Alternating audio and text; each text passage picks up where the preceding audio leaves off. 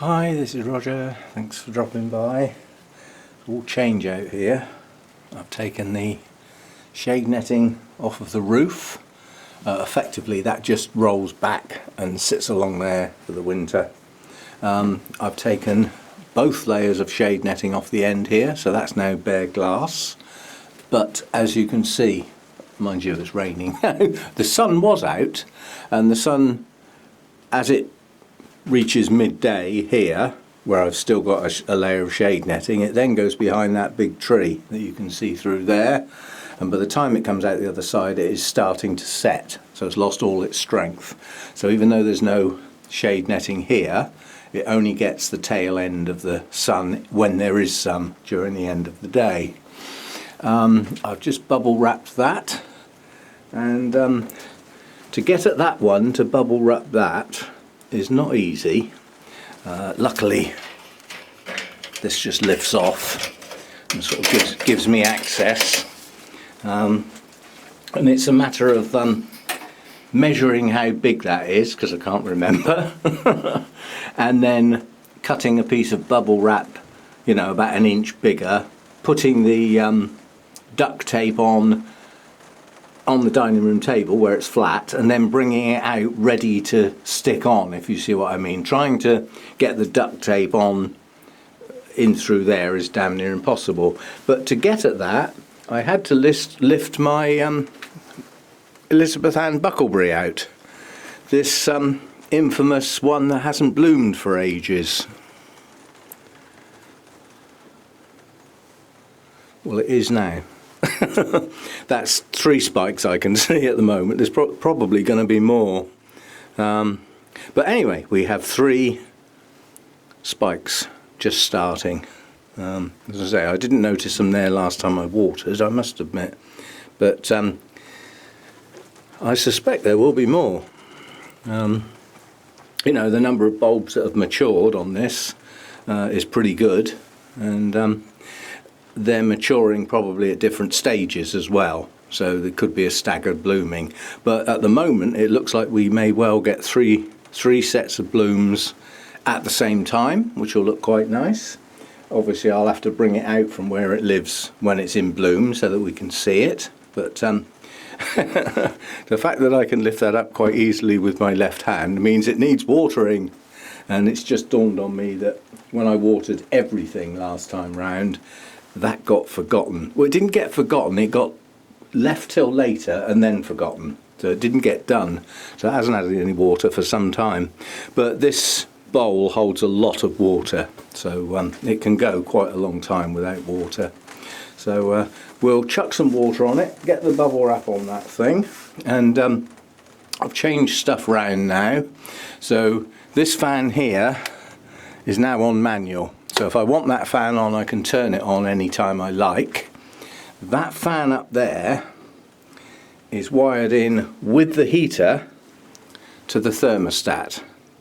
And I've decided this year that we're not going to have freezing cold days. You know, the funds are better than they have been in the past for paying for electricity. So in the morning, after it's been light half an hour to an hour, bearing in mind the days are shorter, I'll come out here and set this thermostat to 21, which means my heater and that big fan will come on and get this place up to 21 degrees for the daytime.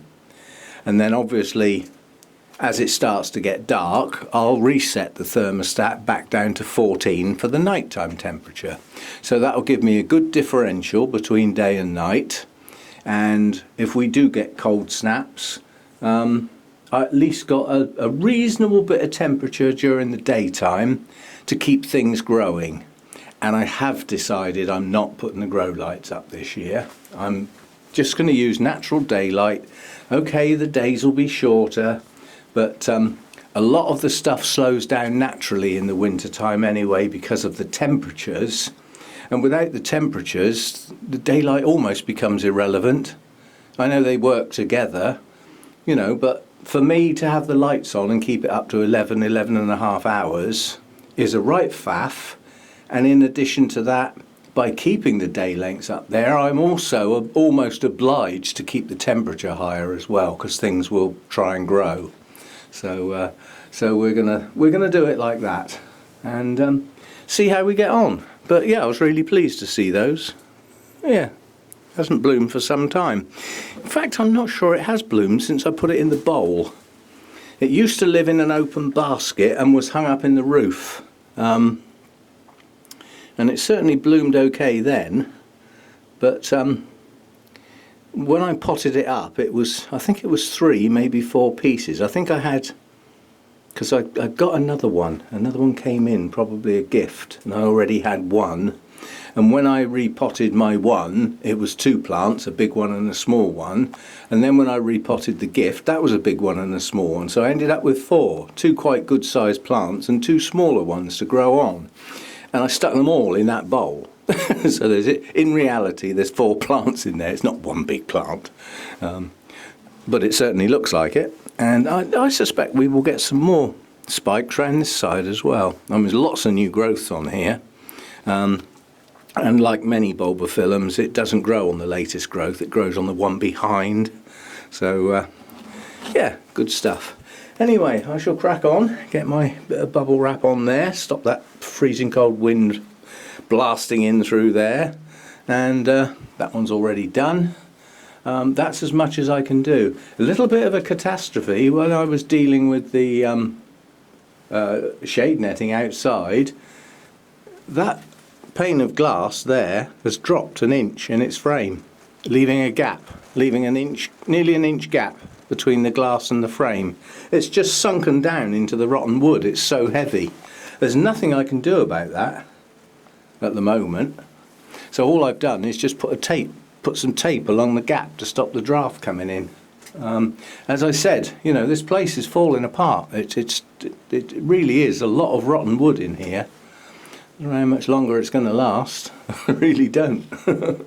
And if I do come down here one morning and the whole lot's collapsed, I'm not quite sure what I would do. Couldn't really afford to build another one in a place that I'm possibly not staying in that long. So I might have to get, should the worst happen and it collapses and I have to take it all down and get rid of it, I might have to just get a temporary greenhouse and not necessarily attach it to the house, but have it with its opening here, so that I open this door and open the door to the greenhouse and walk straight through, something like that. Anyway, let's wait for it to fall down before we worry about it. But it will one day. It will just collapse one day in one of those big storms, one of those big gales. And I suspect when it does, it will do that. Because that corner's rotten. It's rotted off at the bottom. The doorpost is rotten. And all along that bottom and top is not good. It's that side that's bad. This side isn't too bad. And it's got extra support now because it had panels of wood put in places, which are, that's relatively new. But I suspect it will just keel over like that. Maybe one day. Anyway, that'll do for now. Waffling again. There was something else I meant to say. Somebody'd asked something. I need to start writing stuff down, don't I? It'll come back to me, but not now. Yes, so there's been quite a bit of shuffling around plant-wise. Every time there's an influx of plants, that has to happen. But I'm quite happy now that plants that need good light are going to get it. That's the main thing. As the sun moves around here, this whole side is quite bright, and it's a level of shade along that bottom for that bit, and that's from the hedge and next door's conservatory because the sun's low in the sky. So this bottom section down here doesn't get that bright sun straight in through the shade netting. However, all this and the racks do get incredibly bright light. Until the sun goes behind that big tree, then it quietens down a bit for a bit, and then we get that last burst of light as it comes round there. So, and that's as it was for a very long time before I ever thought about getting lights. So I'm only going back to how it was a lot more winters have been without lights than have been with lights. I've only done lights for 2 years, and I still can't definitely say there's a difference. I can't say my plants did a lot better because of the lights. I can't put my hand on my heart and say I noticed the difference. And considering the faff and the mucking about, I decided I'm not doing it this year. Who knows, I may change my mind halfway through the winter, or next winter, I don't know, but I'm certainly not doing it at the moment. So, see you next time. Thanks for dropping by.